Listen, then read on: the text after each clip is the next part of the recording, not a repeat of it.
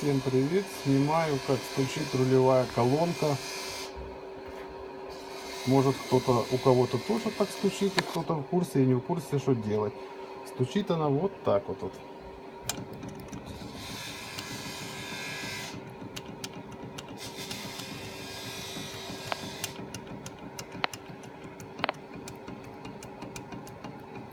Надеюсь, услышно было.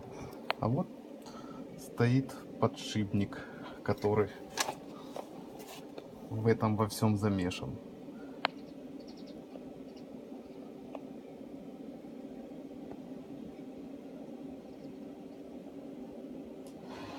Вот он разбирается.